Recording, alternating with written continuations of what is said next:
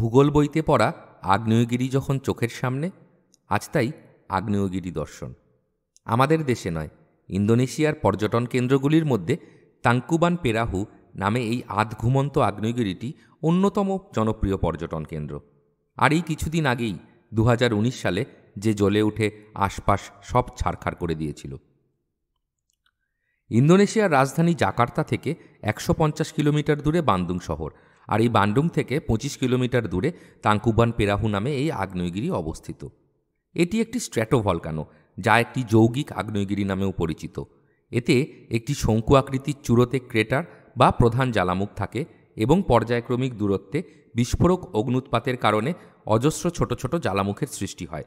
অর্থাৎ অনেকখানি জায়গা, প্রায় 3 থেকে 5 কিলোমিটার ব্যাসার্ধ জুড়ে থাকে আগ্নেয়গিরিটি।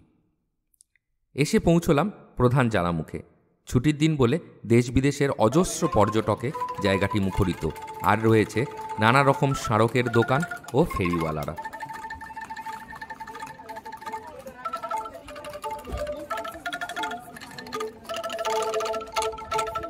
বাঁধানো সিঁড়ি দিয়ে পৌঁছলাম প্রধান জ্বালামুখ দেখার ভিউ পয়েন্টে। এই জ্বালামুখের নাম কাওয়াহ রাতু বা কুইন্স ক্রেটার। প্রকৃতির কি আশ্চর্য লীলা! ছাই ভরা রুক্ষ আগ্নেয় শিলার ভেতর থেকে জেগে উঠছে প্রাণ, গজাচ্ছে নতুন পাতা, ফুটছে ফুল। আর নিচে দেখা যায় জ্বালামুখ থেকে উঠছে ধোঁয়া এখনো। পুরো জায়গাটি সালফারের কটু গন্ধে ভর্তি, আর এই বিষাক্ত গ্যাসের জন্যই পর্যটকদের নিচে নামা বারণ।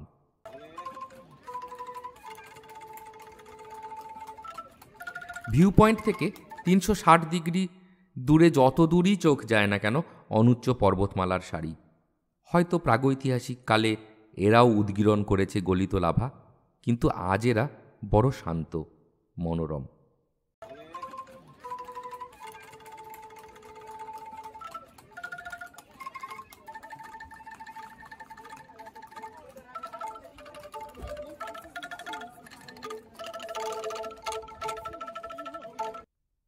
কুইন্স ক্রেটার থেকে আমার পরবর্তী গন্তব্য 2 কিলোমিটার দূরে কাওয়াহ ডোমস বা কাওয়াহ ক্রেটার, যেখানে জ্বালামুখের একদম ভেতর নামা যায়।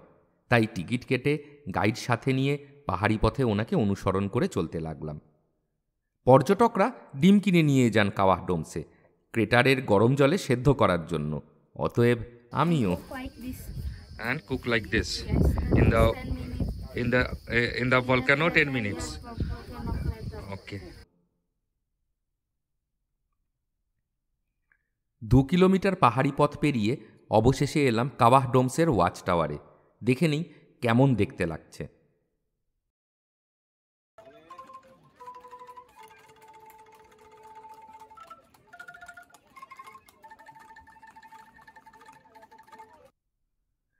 অবিশ্বাস্য! পায়ের নিচে আগ্নেয়গিরি, মাটির তলা থেকে বেরিয়ে আসছে ফুটন্ত জল।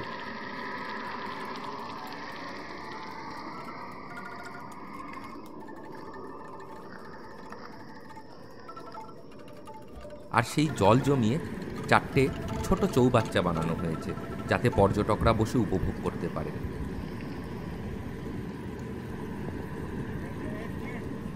যাই, হেঁটে পায়ে বড় ব্যথা হয়েছে, একটু গরম সেঁক দিই।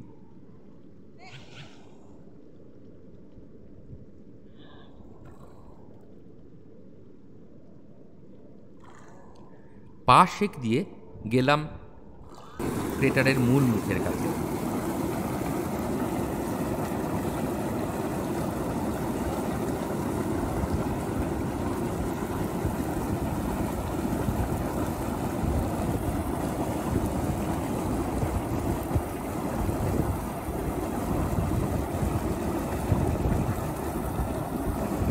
এবার বয়ে আনা ডিম সেদ্ধ করার।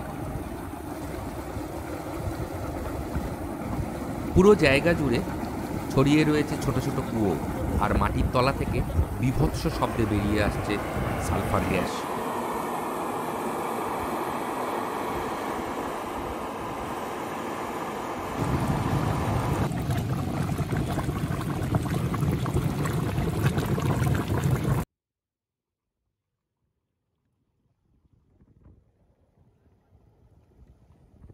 এবার ঘরে ফেরার পালা।